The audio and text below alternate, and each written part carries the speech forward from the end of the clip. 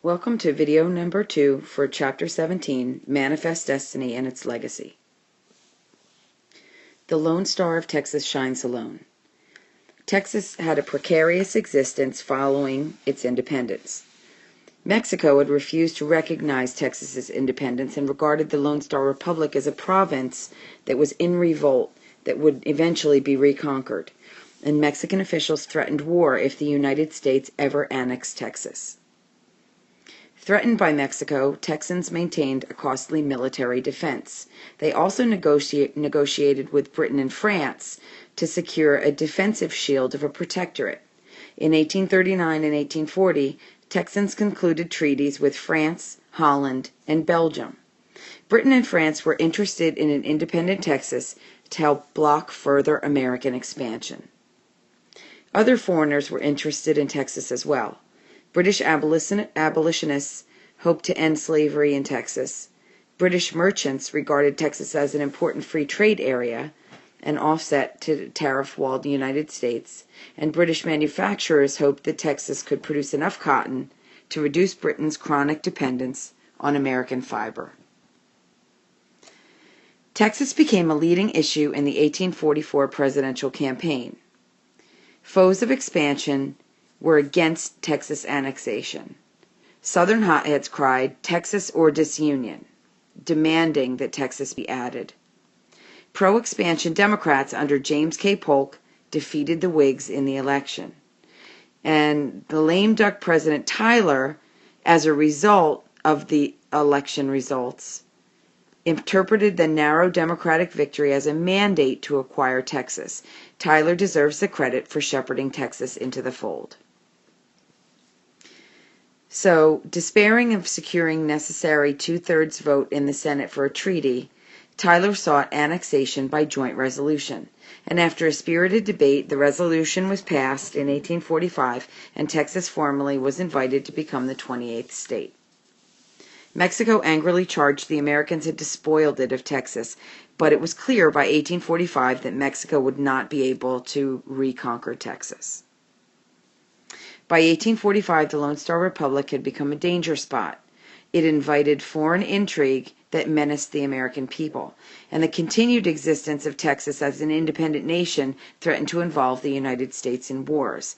So the United States, even though it took a long time, did annex Texas, partially to protect its own interests. This is a picture of St. Louis in 1845 by Henry Lewis, showing thousands of pioneers pulling away from St. Louis as they moved west toward the Oregon Territory. The Oregon country's geography was that it stretched from the Rockies to the Pacific Ocean, north of California, to what's called the 5440 parallel, which is the present southern tip of the Alaska Panhandle. It was claimed at one time or another by 4 different countries: Spain, Russia, Britain, and the United States. But Spain dropped out of competition after the Florida Treaty of 1819, and Russia retreated back to the 5440 parallel by treaties in 1824 and 1825. The British claims to Oregon were strong, especially portions north of the Columbia River. This was based on prior discovery and exploration, treaty rights that had been signed previously, actual occupation, and the colonizing agency titled Hudson's Bay Company. American claims to Oregon were based on exploration and occupation, and Captain Robert Gray in 1792 had stumbled onto the Columbia River, which he named after his ship. The famed Lewis and Clark expedition also came through the Oregon Territory to the Pacific from 1804 to 1806, and the presence of missionaries and other settlers, some of whom reached the Willamette River Valley, helped American occupations. Missionaries, in trying to save the soul of the Indians, were instrumental in saving the soil of Oregon for the United States, and they stimulated interest in a faraway domain that many Americans earlier assumed would not have been settled for a century. The scattered American and British pioneers lived peacefully side by side.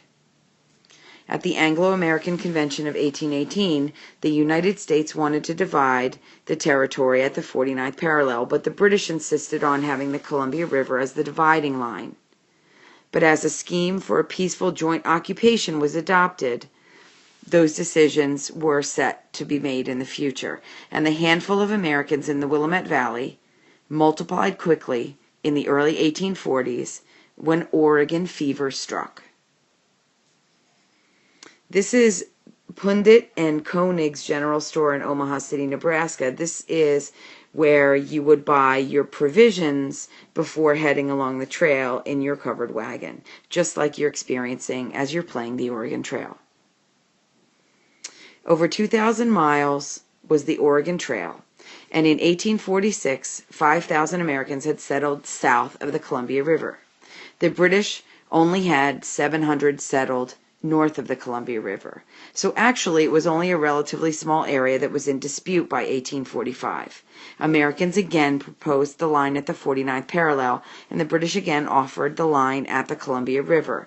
But the issue was now tossed into the presidential election of 1844, where it was totally overshadowed by the question of Texas annexation. This is a caricature of the pro-slavery Democratic presidential candidate Lewis Cass, who ran in 1848.